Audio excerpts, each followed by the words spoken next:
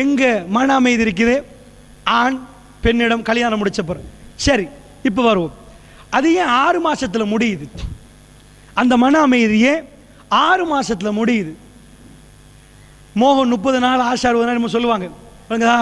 அது ஏன் 6 மாதத்தில் முடியுது? இங்கே தான் பிரச்சனை. நல்லா புரிஞ்சுக்கோங்க. சைக்காலஜிக்கலி ஒரு ஆண் ஒரு பெண்ணோட சேர்ந்து வாழணுமாக இருந்தால் சில கண்டிஷன் இருக்குது.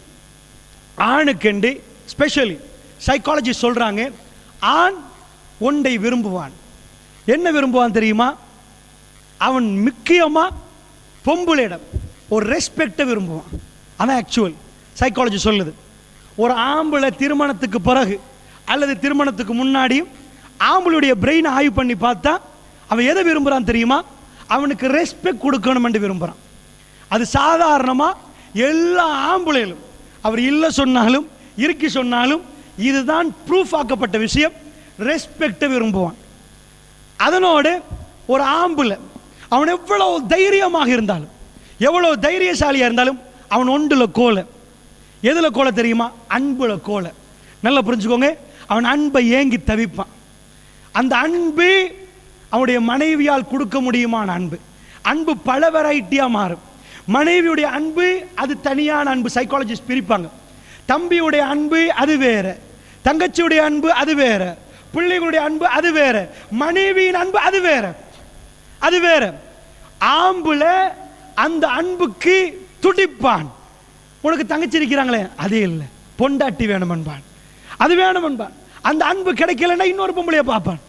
அந்த அன்புக்கு அவன் அலைவான். எத்தனை கோடியும் கொடுப்பான், எத்தனை லட்சமும் இழப்பான், எதையும் அவன் கொடுக்க ரெடி ஆகுவான். ஆம்பளை 2 எதிர்பார்ப்பான். சைக்காலஜி சொல்றாங்க, ஒன்று ரெஸ்பெக்ட், அடுத்தது லவ். இந்த 2ஐயும் ஆம்பளை எதிர்பார்ப்பாங்க. பொம்பளை அவங்க என்ன எதிர்பார்ப்பாங்க? கேயா. அவங்கள 2 எதிர்பார்ப்பாங்க. ஒன்று இவர் ரெஸ்பெக்ட் எதிர்பார்க்கிற மாதிரி அவர் செக்யூரிட்டி கேயா, என்ன பார்க்கணுமே, என்ன கவனிக்கணுமே, என்ன அங்கே போ, என்ன கொஞ்சம் இது பண்ணணுமே, நான் எங்கே போறேன்னு கேட்கணுமே, எனக்கு பாதுகாப்பு உத்தரவாதம் அவர் பார்க்கணுமே அப்படின்னு ஒரு பொம்பளை எதிர்பார்ப்பா. என் பிள்ளைக்கு என் மாப்பிள்ளை கொண்டு வந்து தரணும், எங்க குடும்பத்துக்கு தரணும். இது கேயா. 2வது பொம்பளை எதிர்பார்க்கிறது லவ், அன்பு. இப்போ நாங்கள் கடையில் போய் எங்கர் வாங்கணும், சல்லியை கொடுத்தா தான் எங்கரை தருவாங்க, அப்படிதானே? சல்லியை கொடுக்காம எடுக்க இயலாது. அதே மாதிரி எதை கொடுத்தா மாப்பிள்ளைகிட்ட அன்பும் கேரும் கிடைக்கும்? மாப்பிள்ளைக்கு 2 கொடுக்கணும், ரெஸ்பெக்ட், அடுத்தது அன்பு. நீங்கள் கொடுக்க போக்கல அவர் திரும்ப அன்பையும் கேரையும் உங்களுக்கு தருவார். லவ்வை கொடுத்தீங்கன்னா கேர் கிடைக்கும். விளங்குதா? அதே மாதிரி ஒன்றை கொடுத்து தான் ஒன்றை எடுக்கணும். இது சாதாரணமான விஷயம்.